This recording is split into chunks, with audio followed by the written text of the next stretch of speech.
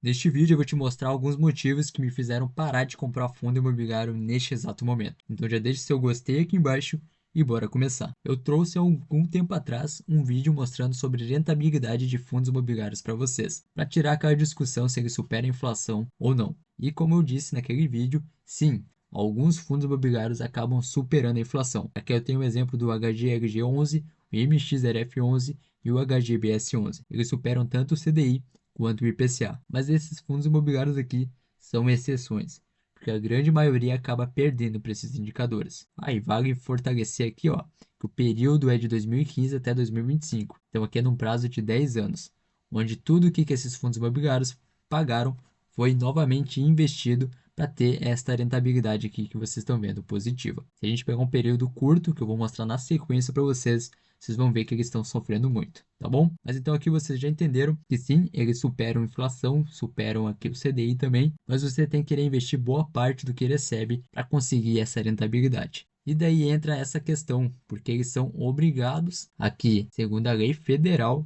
ó, são obrigados a distribuir no mínimo 95% do seu resultado semestralmente. Mas aqui no Brasil eles estão distribuindo todo mês, o que torna mais atrativo para o investidor, né? A gente prefere ter aquela distribuição mensal do que semestral. Tá bom? Então, isso daqui é aquele valor já líquido descontado dos impostos e daquelas despesas que eles têm. Então, eles têm que distribuir no mínimo 95% então, do seu resultado. Então, pense o seguinte: eles só sobram 5% para reinvestir no negócio, seja comprar novos imóveis, se for do tijolo, ou ali ter mais crédito na parte dos papéis. Enfim, sobra só 5%. A gente já vê que é uma quantia pequena. Então, como é que eles fazem para crescer? Eu ainda perguntei aqui para o ChatGPT para me trazer de forma resumida isso. Então, tá, o tijolo aqui, o fundo imobiliário de tijolo, vai investir em imóveis físicos, shoppings, galpões e lajes corporativas.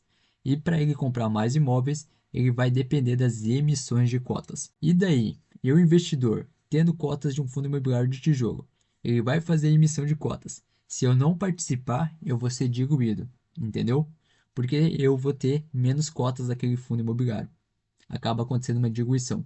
Então, meio que eu sou obrigado a participar dessas emissões se eu quiser continuar tendo a mesma participação nesse fundo imobiliário. Nos fundos imobiliários de papel, acontece algo parecido quando se trata de emissões de cotas, mas eles não precisam fazer essa emissão para ter o crescimento, como aqui a gente vê, ó.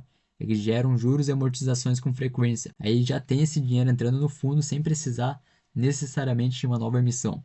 Mas muitos fundos imobiliários de papel acabam sim fazendo essa nova emissão. Então, vocês entendendo esta parte, penso o seguinte: a gente tem aqui o fundo imobiliário de tijolo, que é um imóvel. O que esse imóvel vai ao longo do tempo é se valorizar. E por que tende a se valorizar? Às vezes comprou numa área que está crescendo muito o comércio, enfim, é uma área ali mais valorizada. Ou tem a questão do reajuste com a inflação. O imóvel ao longo do tempo vai sendo reajustado com a inflação. Algo que nos papéis eles lidam ali com dívidas, que as dívidas são atreladas a algum indicador, às vezes algum valor pré-fixado também. Mas pensa o seguinte: se você continuar ali com o teu imóvel físico, ao longo do tempo valorizando com a inflação, no papel não vai acontecer isso. Então tudo que entrar aqui para você de dividendos do fundo de papel, você meio que vai ter que sempre estar investindo ali nessas cotas para ter mais cotas, para não ter essa perca de poder de compra. Enquanto em teoria o imóvel vai se valorizar e ao longo do tempo você vai estar recebendo um aluguel mais caro, porque o imóvel também se valorizou e, claro, tem ali a questão da inflação também em cima dos aluguéis. Então você já vê essa diferença nesses dois tipos, tanto de tijolo quanto de papel. Entendendo este lado, penso o seguinte: fundo imobiliário aqui, o MXRF11, ele tem uma distribuição nos últimos 12 meses de 12,17%. Aqui a gente tem até a rentabilidade real, ó. Sem reinvestir, a rentabilidade real cai para 50% nesses últimos 10 anos. A gente vê que diferença comparado com outro gráfico, né? Então, ele já está distribuindo 95% aí do seu lucro, né, do que sobra aí, do que precisa distribuir por lei, e ele não tem mais como crescer muito além disso. Agora, se a gente pega ó, uma empresa, aí a coisa funciona diferente, que eu vou mostrar para vocês na sequência. Mas antes de mostrar, eu quero pegar aqui outro exemplo, que é o HGLG11. Então aqui ele também tem essa distribuição, vamos subir aqui. Ele distribuiu ó, nos últimos 12 meses 8,35%. Pensa que sobrou apenas 5% do que não foi distribuído. E outra coisa que daí entra em questão com o fundo imobiliário, esse exemplo aqui no tijolo, ó, como eu disse, em 5 anos ele acaba perdendo aqui para o CDI. Desempenho está bem complicado, né? Mas no tijolo, o que que acontece? A gente investe no imóvel querendo ter, ao longo do tempo, um aluguel crescente, né? Recuperando a inflação. Então, olha só que engraçado na parte de dividendos. Em 2015, o HGLG11 distribuiu ao ano R$ 10,18 aqui por cota, o ano inteiro. Aí tá, não cresceu aqui em 3 anos praticamente, andou meio de lado. 2018 e 2019, inclusive, caiu. Então, olha isso. Tu recebia R$ 10,18, em 2018 caiu 9,60. É como se o seu aluguel tivesse caído, né? Tu tinha um imóvel alugado, tu passou a receber menos, tá?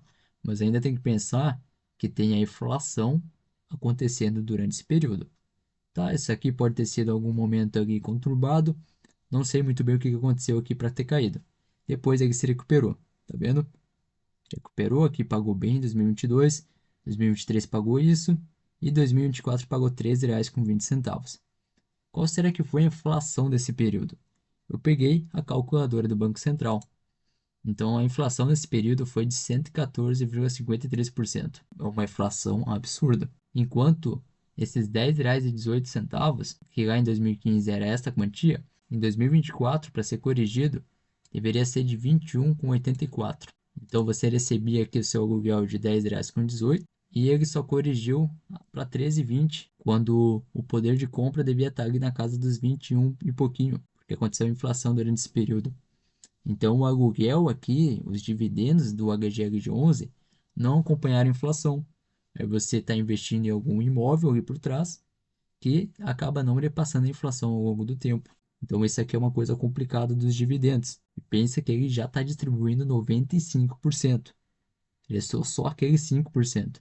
Então, tu vê como é que cada vez fica mais complicada a parte de crescimento, fora esse valor não sendo corrigido com a inflação. E nesses casos que as ações acabam sendo muito mais interessantes, porque aqui o Itaú, por exemplo, nos últimos 12 meses, distribuiu 9% de yield. Ok, mas vamos ver qual que é o payout médio aqui. Atualmente o payout está meio alto, ó, mas a média da empresa foi de 46,18%. Então, a cada R$ 100, R$ 46,18 são distribuídos. O restante sobra para reinvestir no negócio. Tanto que a gente tem aqui um ROI positivo, entendeu? A média aqui do ROI também é bem positiva. Então a gente tem um crescimento por trás. Além da gente receber os dividendos na nossa conta, que aqui o dividendo médio até do Itaú não é dos piores, 6%, a gente sabe que essa empresa está crescendo. Ano após ano, essa empresa está crescendo. Com o crescimento da empresa, vai crescer o lucro dela, e aí, ao longo do tempo, a tendência é a gente receber dividendos maiores quando acontecer essa distribuição. Então, aqui a gente tem um exemplo. 2015 era 88 centavos. Tem momentos que ela vai diminuir essa quantidade, porque é uma empresa que não tem aquele foco de pagamento igual um fundo imobiliário. Mas ao longo do tempo foi crescendo. Tanto que a gente vê aqui, ó, 2023 já foi maior do que 2015 e ela não está distribuindo a maior parte do lucro. Esse que é o principal, ela está crescendo inclusive na cotação. A gente pode pegar aqui, ó 10 anos, como que ela cresceu. Valia 4,37 ações do final YouTube 3 e atualmente está de 32,84. Caiu um pouquinho, né? 32,78. Então a gente teve uma valorização na cota bem superior. Até a gente pode pegar aqui uma rentabilidade real de 351%. Então, para mim, no momento, principalmente que eu estou ali querendo aumentar o meu portfólio, né, meu patrimônio, não está mais fazendo tanto sentido ter fundos imobiliários. Quando eu comecei na Bolsa de Valores, me chamava muita atenção este pagamento recorrente dos fundos imobiliários, todo mês aí pingando dinheiro na tua conta.